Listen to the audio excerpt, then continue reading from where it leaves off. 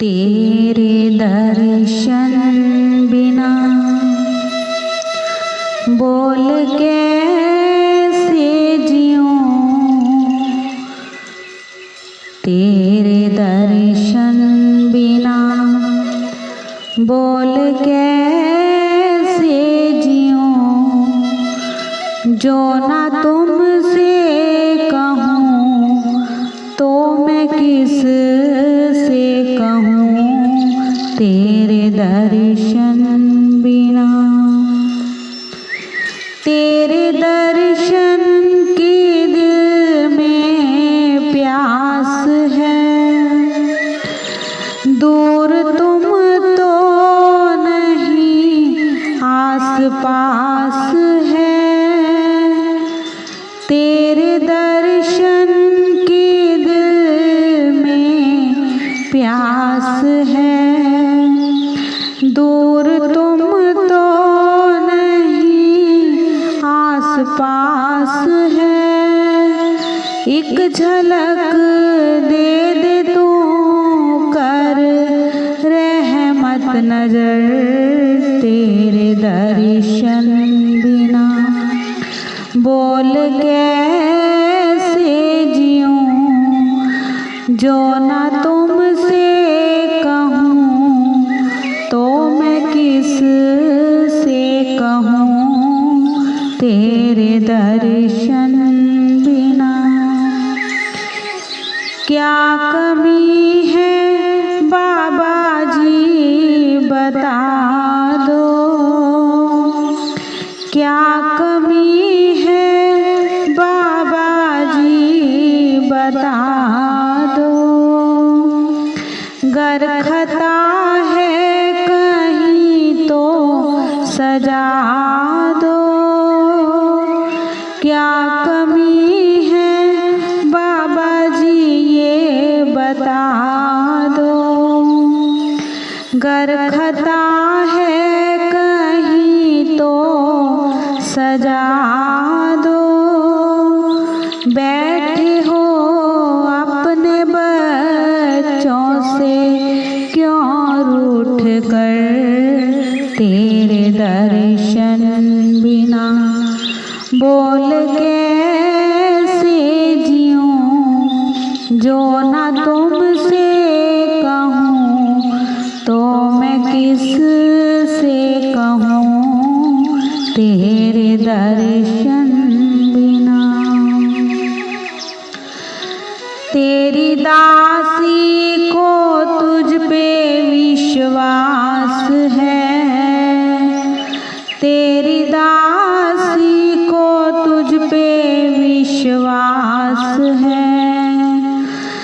मेरे दाता जी सब तेरे हाथ है, तेरी दासी को तुझ पे विश्वास है। मेरे दाता जी सब तेरे हाथ है, दाता रहमत नजर अपनी दासी पे कर, तेरे दर्शन बिना बोल कैसे जीऊं, जो ना तुमसे कहूँ तो मैं किस से कहूँ, तेरे दर्शन बिना।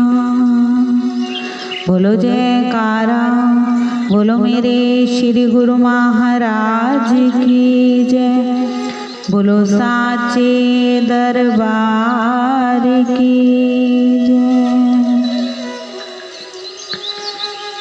सत्य का मार्ग, भगवान का मार्ग, उसकी शरण जो किसी शक्तिशाली विचार द्वारा ही स्थापित की जा सकती है, और वह शक्तिशाली विचार किसी संत से ही प्राप्त हो सकते हैं। एक बार एक नगर में किसी मुनि ने प्रवेश किया। एक घर के अंदर भिक्षा मांगने के लिए गया।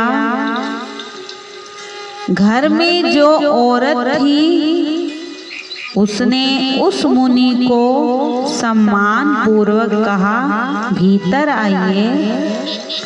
जलपान कराया। उसने मुनि को देखा। मुनि के चेहरे पर खूब नूर था। हिम्मत नहीं हो पा रही थी कुछ कहने की। जलपान करवाते हुए संकल्पों विकल्पों में बस इतना ही कहा मुनि से, भगवान सवेरा अभी हुआ है। उस मुनि ने देवी के चेहरे को पढ़ने का प्रयास किया और सोचने लगा कि इस बात का अर्थ क्या है जो मुझसे कह रही है कि सवेरा अभी हुआ है। कुछ देर बाद विचार करके बोले, भाई काल का कोई भरोसा नहीं है। जो कोई गहराई से कोई बात करता है तो वो गहराई की बात को समझ भी लेता है। उस औरत का ससुर सामने ही बैठा था, परंतु उसे कोई बात पल्ले नहीं पड़ रही थी, इसलिए उसे यह सब अच्छा नहीं लग रहा था। अब मुनि ने पूछा, घर के हालात कैसे हैं? औरत बोली, बासी खाते हैं महाराज। मुनि ने फिर पूछा, पुत्र कितने वर्ष का है? औरत बोली, 16 वर्ष का है। फिर मुनि ने पूछा, ससुर कितने वर्ष के हैं? वह औरत बोली, वो अभी पालने में ही झूल रहे हैं। ससुर की समझ से बाहर की बात थी। ससुर को क्रोध आ रहा था कि ये क्या अनाप शनाप बोली जा रही है। बासी खाते हैं, किसी को इतना बड़ा कह दिया और मेरे जैसे को अभी कह रही है झूले में झूल रहा है। ससुर को बहुत गुस्सा आया। तब वह बहू से बोला, यह क्या अनाप शनाप उत्तर थे तुम्हारे? बहू ने बोला, जैसा था वैसे ही तो कहा है। ससुर ने कहा, मैं अभी उस मुनि के गुरु के पास जाकर कहता हूँ कि यह क्या अजीब वार्तालाप हुई है। औरत बोली, ठीक है, जाओ गुरु जी से ही पूछ आओ।